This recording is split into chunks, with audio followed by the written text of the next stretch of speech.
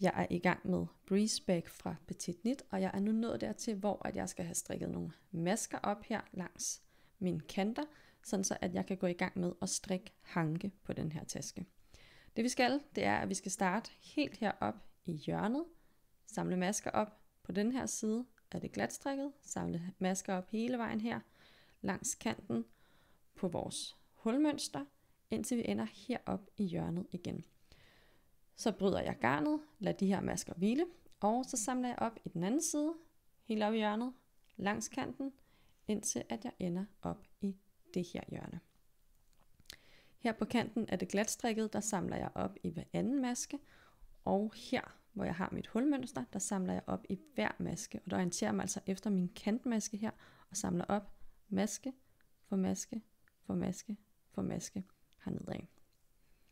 Den allerførste maske, den skal vi samle op så tæt på kanten her som muligt.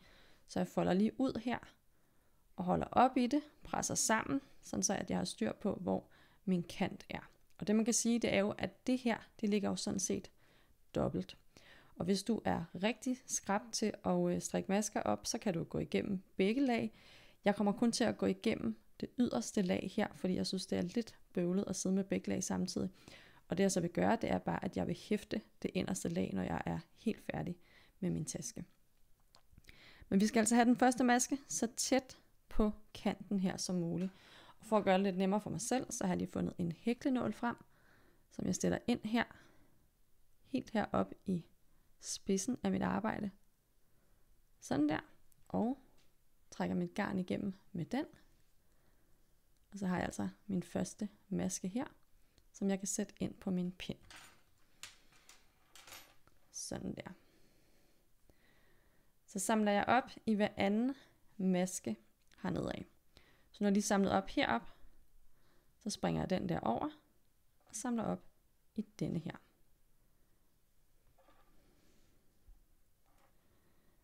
Så springer jeg den der maske over, samler op i denne her. Springer den der over og samler op i denne her. Og så er jeg faktisk nået ned til det her stykke med hulmønster, hvor jeg samler op i hver maske. Så der går jeg ind under kantmasken her, og ind under den næste, og den næste igen. Og sådan fortsætter jeg altså maske for maske, indtil jeg når op til det andet stykke glatstrik, hvor jeg samler op i hver anden maske. Så har jeg strikket masker op hele vejen rundt her fra glatstrik til glatstrik. Det jeg gør nu, det er, at jeg bryder mit garn. Sådan der. Og så sætter jeg de her masker til hvile, enten på en rest garn eller på en maskewire. Og så skal vi altså have samlet op i den anden side også. Nu har jeg strikket masker op i begge sider. Den første side, den sidder altså til hvile her på en maskewire, og den side, jeg lige har strikket op på, den sidder altså på pind. Her, der skal jeg også bryde garnet, fordi at de her hanke, de skal startes nede i bunden af det her stykke. Så i stedet for, at vi har en sammensyning heroppe på et lidt synligt sted, så vil vi altså hellere have det hernede. Så for at komme derned, så går jeg nu i gang med at flytte masker fra den ene pind til den anden pind, indtil at jeg ender cirka midt på her. Nu har jeg bevæget mig ned cirka midt på det her stykke, og det er altså bare sådan cirka. Og det er altså her, at vi skal påbegynde den her hank, vi skal i gang med. Til at starte op på den her hank, der har jeg fundet en rundpind frem, og så skal jeg bruge en ekstra pind, og der har jeg altså fundet en strømpepind frem. Jeg starter med at slå 10 masker op på min rundpind med helt almindelig krydsopslag.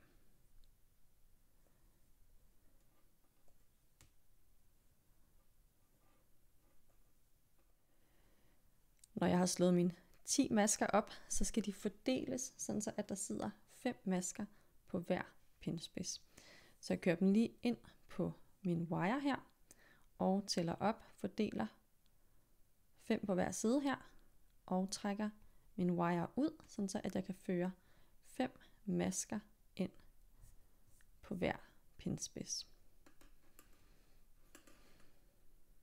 Nu sidder mine masker fordelt på 2 pinspidser, 5 masker på hver spids. Jeg vender lige rundt en gang her, sådan så at det garn, jeg arbejder med, sidder her fra den bagerste pind, og så skal vi altså have samlet de her masker på en pind, og det har jeg fundet en strømpepind frem til.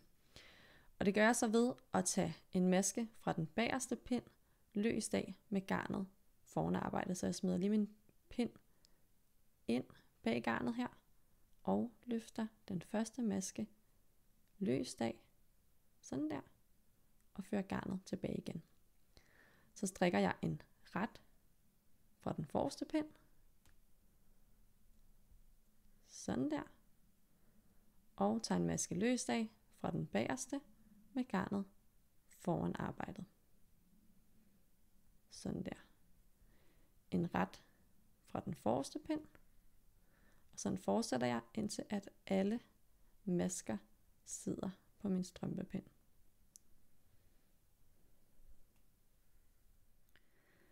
Så fik jeg alle 10 masker samlet her på min strømpepind, og de sidder altså sådan så, at de er klar til, at vi kan strikke dobbeltstrik over dem, fordi de her hanke skal være i dobbeltstrik.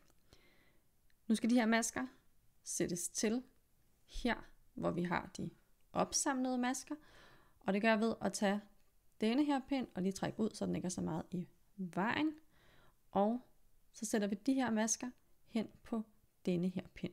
Og de skal sættes hen, sådan så at det garn, vi arbejder med, altså det her, det kommer til at sidde herude. Så jeg skal altså lige have vendt rundt en gang, sådan her, sådan så at det arbejdende garn sidder her.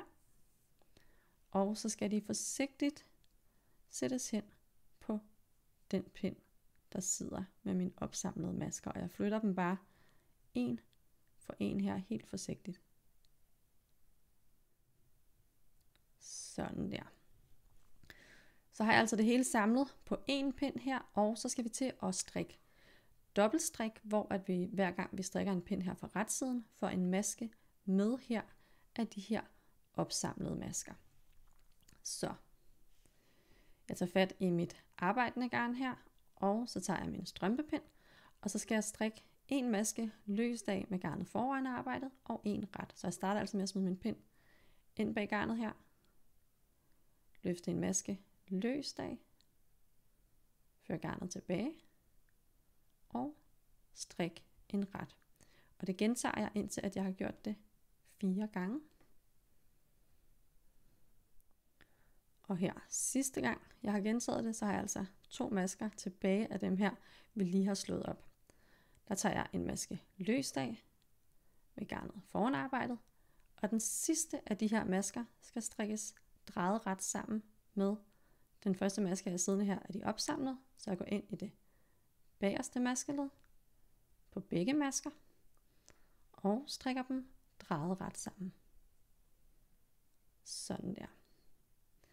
Så vender jeg rundt til vrangsiden, og nu har jeg fået viklet mit garn rigtig godt og grundigt den her. Sådan der. Vender rundt til vrangsiden og strikker maskerne her på min strømpepind. Den første maske bliver taget løst af med garnet foran arbejdet, det har jeg liggende her.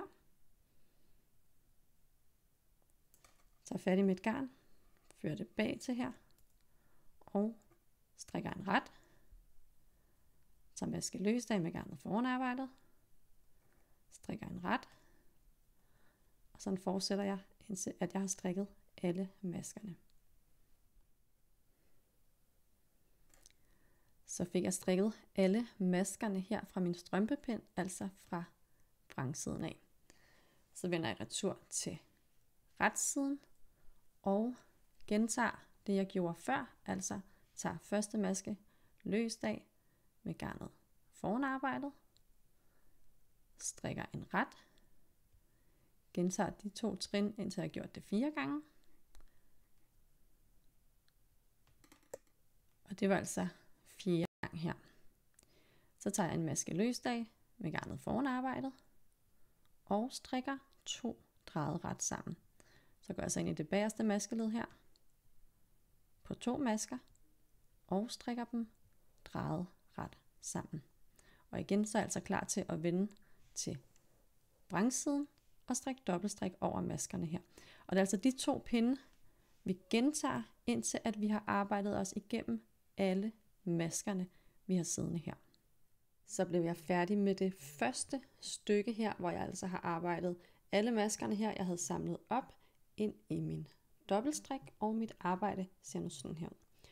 Så nu skal jeg lave hank ved at strikke dobbeltstrik over de 10 masker, jeg har siddende her, indtil min hank har den længde, jeg godt kunne tænke mig. Når den så har det, så sætter jeg den til herover, sætter de hvilende masker ind på en pind, og strikker dobbeltstrik, samtidig med at jeg arbejder maskerne ind, ligesom jeg lige har gjort her. Hele vejen rundt her, kommer herop om et stykke tid, laver igen en hank, og arbejder så de her masker ind, indtil at jeg ender hernede, hvor jeg startede.